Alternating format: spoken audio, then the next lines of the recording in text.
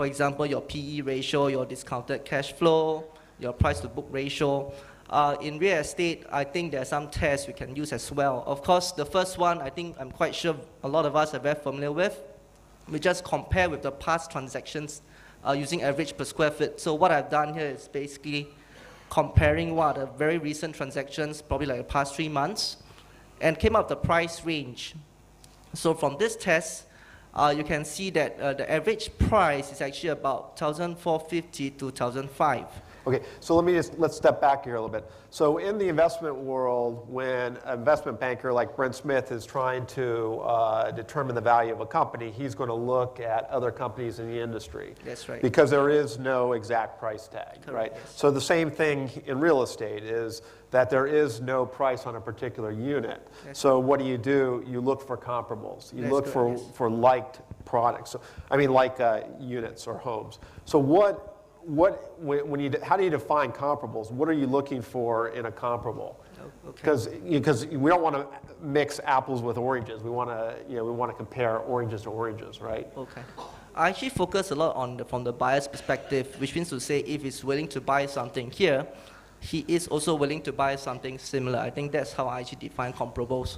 So like for example, in this case, if he's really looking at Aspen Heights, be it Block A, I think Block B should be something acceptable to him as well. That's why actually the past transactions is one thing I actually take into consideration very much. So location is key. Definitely. Okay. What about like floor levels or views? I mean, how do you? What else goes into comparable besides location? Oh, definitely. Besides floor levels, location. Besides locations, of course, budget. Budget is actually a very key point. And in terms of, I think for Singapore perspective, we're still very particular about whether it's a freehold or is it 99 years. Okay, so that would be age and that's correct, yeah. Okay, and then when you're looking at comparables, one of the advantages that I think information brings is it allows you to look at a lot of data points. That's correct, yes. Which to me makes it more representative. Because in the old days when I'd buy property in the old days before technology, you would hear that somebody had sold a house down the street and you say, okay, well my house is kind of like that, so that must be my price. Correct, yes. But now with all this data out there, we can actually look at 10 or 11 or 20 properties in some cases, the same building, in similar buildings, et cetera, et cetera.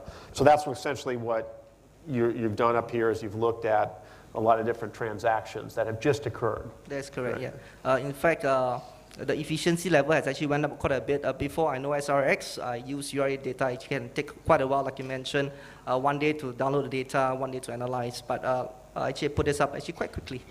Quite quickly, in less than 30 seconds. Yeah, probably slightly more, maybe 35. Okay. That was your internet connection was poor. Okay. So this is a test one. I think it's very clear.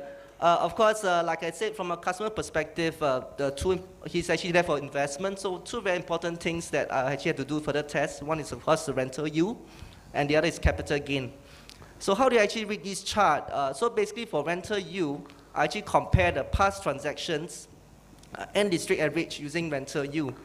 So you can see from the first line, subject property, of course, the estimate rental I use Aspen Heights average. The sales price is this, 1,435, and just by simple calculation, which I just take rental times 12 divided by sales price, I get a rental yield of 3.4%. So just based on this number alone, you can see that, hey, this property is actually not too bad. The rental yield is actually above the Aspen Heights average and the District 9 average in particular. Okay, but of course, I'm actually doing an exercise to find out what is the fair value. So I actually did something more. I actually find out what's the Aspen Heights rental yield for Aspen Heights average and rental yield for District 9 average. And I could sense that the fair rental yield is approximately about 3 to 3.1%. So what does this number mean? Actually, it means that if you are an investor looking to find a property in District 9, probably what you are asking for is about 3 to 3.1%, or you'll be happy if you can get something about 3 to 3.1%. So with this rental yield, if you work backwards, you can say that if let's say subject property, the rental is about $4.05. To get rental yield of 3 to 3.1%, the fair price is actually about 1568 to 1620. So I have some numbers to show you. So basically, if you see the top part, rental yield, very simply, I take the rental per month times 12, divide by the selling price, so I get 3.4. So if let's say instead of 3.4, the rental is like 3%, so the number work out to be 1620. If it's 3.1, work out to be 1568. So from this test, you can see that actually a fair price is actually between the range of 1568 to 1620. Okay, so like I said, this is what we do in the shares as well, how we actually come to a fair price. Of course, I aggregate this later at the end part of my presentation. Okay, the third test is actually a capital gain potential test. So of course, when you want to convince a buyer, very important, a lot of buyers, when they buy properties, they need to know, is there any true space for the price to grow? So with comparables, you can actually do that, or you can actually come up with a fair assumption whether there's still rooms for it to grow. So what I've actually done here is basically I compare with neighboring properties using average per square feet. And I actually have two assumptions here. So if you look at point 2, why comparables is actually a good gauge for capital gain. Okay, I got two assumptions. Number one is price of properties in the same area will tend to converge. Okay, even though it's assumption, but if you actually look at historical trends, a lot of areas you see that happening. What I mean by that, like for example, you talk about new launch. You know, most of the some of the time new launch is actually being sold at a premium. But after a while, after 2 years, after TOP and things like that, you can see that even properties of different age, maybe 5 years, 10 years, they tend to converge to a certain point. And of course, when market is good, you can see the properties, the cheaper properties go up to meet the higher price. If the market is actually not as good, of course, you can see that both actually will come back to a mean.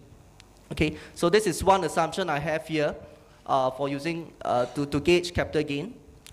Okay, the other assumption I have is this, investors looking for properties in the same area have similar purchasing power. Okay, what do I mean by that? Maybe using an analogy is a lot easier to explain. So for example, if you today decided to go to Orchard Road for a cup of coffee, okay, so probably back in your mind, you have to tell yourself, okay, if I want to buy a cup of coffee in Orchard Road, it probably costs like $6, $7. You should be prepared for that. Okay, so on the other side, if let's say currently you are a coffee store owner in Orchard Road and now your coffee is only $3, okay, then of course you shouldn't have any problem raising up to $4, $5 because the investors or the person going there for coffee, they are already prepared to spend the $6 and $7. So using this analogy, it's actually same thing apply to properties. So when a person go for District 9 to buy something, it's likely that I have already a budget inside. Okay, if you happen that your property is way below the budget, there's actually a lot of rooms for it to grow. Of course, this is assumption, but most of the time you can see that, hey, it's actually happening. Okay, so one of my choices for comparables, these are my selection criteria. If you look at point 3, Aspen Heights is a freehold, so I actually take freehold 999 years and within 500 meters radius. So I actually take properties within a 500-meter radius. And what I did is I actually ranked them. I could actually rank them based on average sale price per square foot. Okay, so those are all the properties within 500 meters radius of Aspen Heights, and rank them based on which one is actually more expensive. Of course, Martin number 38, based on my numbers here, is actually top the list, and going down so on and so forth. You can see that in total there's actually 33 properties fall into my list. And Aspen Heights is actually position number 27, okay, at average sales price of 1,459. So, which means to say, based on the comparables, there's actually rooms for it to go up. Okay, for it to go up. Just recall that coffee examples I shared earlier. Okay, and how do I actually come up with a number? Okay, I don't think it's fair to actually predict that Aspen Heights will actually go all the way to, you know, the price of Martin 38 at 2005, but I believe that it probably can tend towards the average of that list, the mean price of that list of 33 units which worked out to be 1,754 per square feet.